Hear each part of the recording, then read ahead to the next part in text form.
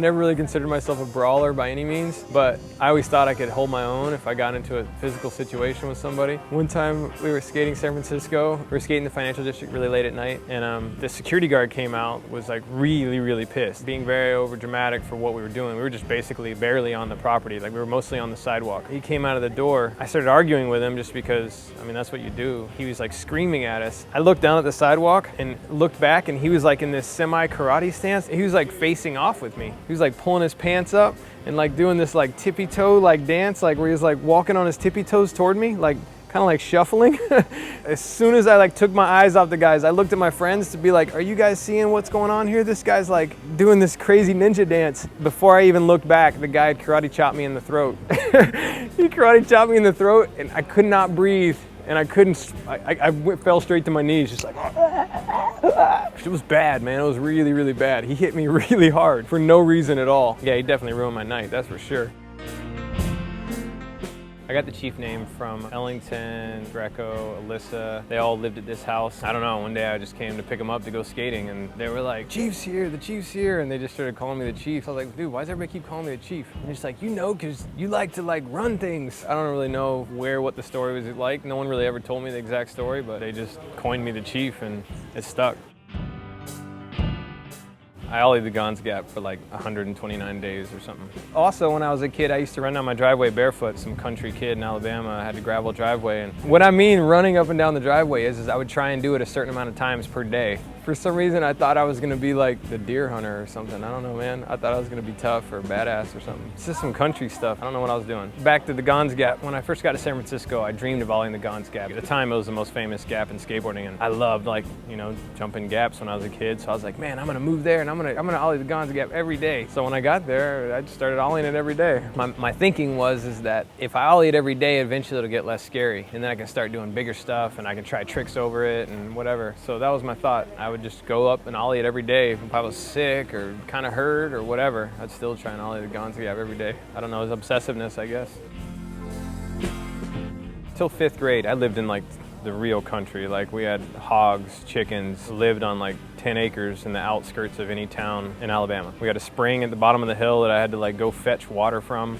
Like it was like legit country. We had billy goats to clear the land. You know, I got a .22 rifle when I was like 6 years old, BB gun when I was 5, and then was hunting at whatever, 6. My brother actually, when I was like probably 4 or 5, I asked him, I was like, hey, I gotta go to the bathroom, I gotta go to the bathroom. And he's like, yeah, you wanna go pee on that tree over there? And I was like, all right, whatever, you know, I was like a little kid. Went pee on the tree, and it was like the hub where all the electric fences all met at one spot. Like we had 2 or 3 electric fences for the billy goats because it's the only way to like keep them in. I pissed on the electric fence and it like put me on my back. It was like really strong, and obviously you piss on electric fence, the electricity goes, you know, up your piss stream to your pee hole.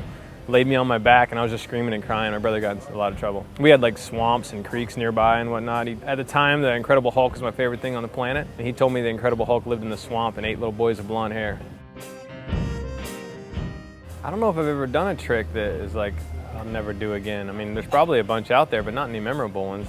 I mean, a lot of the rails that I've done that were considered big in their time, like I actually did it multiple times then. For whatever reason, I'd get in the zone and like try and film more so the photographer got it and the filmer got it. I never usually stopped at one time. I don't know what for or why. You know why? It's because whenever I would try something that I envisioned it looking a certain way or feeling a certain way, and if it didn't look or feel how I imagined, I wanted to keep pursuing it until I got that feeling and that look that I imagined. And I think that that's just trying to visualize what it's gonna look like or feel like, and if it doesn't, if either one of those come up short, then I try and keep going. That's where the one more and Misled Youth came from. It's because I imagined how it would feel, and I'd 5-0'd a bunch of rails, and when it kind of teetered on my feet a little bit, I was just like, that's not the feeling I was looking for. Like, I want to try this again.